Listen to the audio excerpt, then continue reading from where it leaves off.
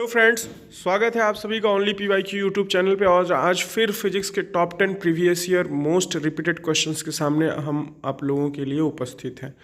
पहला क्वेश्चन है हमारा कि पद अधिकेंद्र एपी सेंटर का संबंध किससे है? भूकंप से, ज्वालामुखियों से, भूस्खलनों से, चक्रवातों से। तो फ्रेंड्स, पृथ्वी की बाह्य परत में अचानक हलचल से उत्पन्न ऊर्जा के परिणाम स्वरूप भूकंप आता है। भूगर्भ में भूकंप के उत्पन्न के प्रारंभिक बिंदु केंद्र को फोकस कहा जाता है या हाइपोसेंटर कहा जाता है। हाइपोसेंटर के ठीक ऊपर जमीन की सतह पे जो बिंदु होता है उसे अधिकेंद्र कहा जाता है, एपीसेंटर बोला जाता है। तो फ्रेंड्स, एपीसेंटर अधिकेंद्र पद का जो संबंध है, अधिकेंद्र पद का, वो भूकंपों से संबंधित है। नेक्स्ट क्वेश्चन है हमारा कि ध्वनि प्रदूषण की यूनिट क्या है, उसको किस में नापते हैं? तो फ्रेंड्स, अभी ऑस्ट्रेलिया और इंडिया का फाइनल मैच था हमारा, तो उसमें 127 डेसिबल तक का शोर सुनाई दिया था हम लोगों को।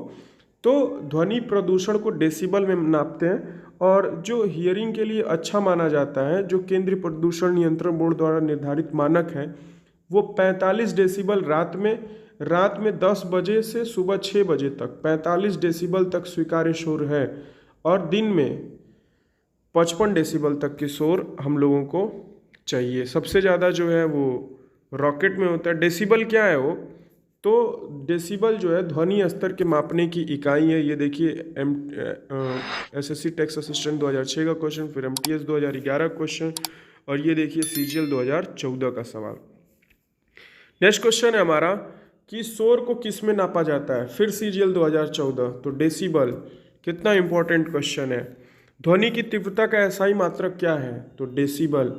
फिर देखिए CGL 2017 में पूछ दिया गया, यही सवाल 2010 में CGL में पूछा गया, फिर वही सवाल CGL 2014 में पूछा गया, MTS 2006, फिर MTS, मतलब बहुत इंपॉर्टेंट क्वेश्चंस हैं। नेक्स्ट क्वेश्चन है हमारा कि रात के समय आवासीय क्षेत्रों में शोर का अनुमत स्तर क्या है? तो अभी मैंने बताया कि रात में 10 बजे से लेकर के सुबह 6 बजे तक 45 डेसिबल का जो शोर है वो एक्सेप्टेबल है, और दिन में 55 डेसिबल का शोर एक्सेप्टेबल होता है। तो नेक्स्ट क्वेश्चन है हमारा, द्रव्य यांत्रिकी में मैक संख्या 1 होगी तो वस्तु की गति क्या होगी?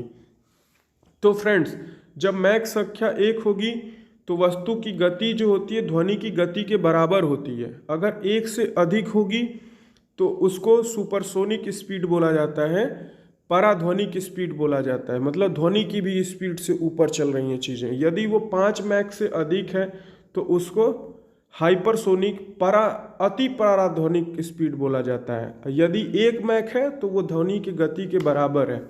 ठीक, मैक एक तरीके से स्पीड नापने की विधि है। पराश्रव्य तरंग की आवृत्ति कितनी होती है?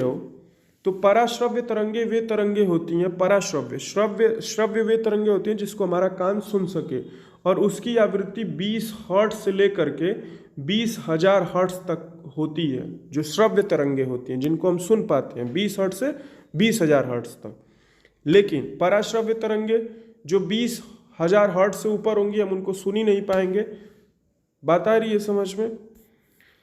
तो वही 20 किलो हर्ट्ज का मतलब 20,000 होगा, 1,000 आगे लिख दोगे तो 20,000 किलो हर्ट्ज से जो ऊपर होंगी वो पराश्रव्य तरंगे होंगी। तो option number A is correct. मनुष्य को ध्वनि कंपन की अनुभूति किस आवृत्ति सीमा में होती है? तो 20,000 से 20 हर्ट्ज तक होती है, MTS 2013 का सवाल। और यही देखिए CPO 2010, MTS 2006, मतलब क्वेश्चंस बहुत रिपीट होते हैं भाई SSC में। नेक्स्ट क्वेश्चन है हमारा कि तरंगों का तीव्रता का अनुपात 25:9 है, तो उनके विस्तार का अनुपात क्या होगा? तो कुछ नहीं फ्रेंड्स, इसका स्क्वायर रूट कर दीजिए, वर्गमूल निकाल लीजिए, तो 5:3 होगा। CHSL 2015 का क्वेश्चन। फ्रेंड्स, ये मोस्ट इंपॉर्टेंट क्वेश्चन की सीरीज थी। आप हमारे चैनल को लाइक शेयर सब्सक्राइब करें ऐसे ही मोस्ट इंपॉर्टेंट वीडियोज़ के लिए। और फ्रेंड्स, ज़रूर चैनल को सब्सक्राइब करें ताकि हमें पता चलता है कि हमारी मेहनत जो है वो एक सही डायरेक्शन में हो रही है आप लोगों के लिए। तो दोस्तों, सपोर्ट करो यार अपने भाई को। मिलते हैं नेक्स्ट वीडियो में। जय हिंद, जय भारत, जय महाकाल।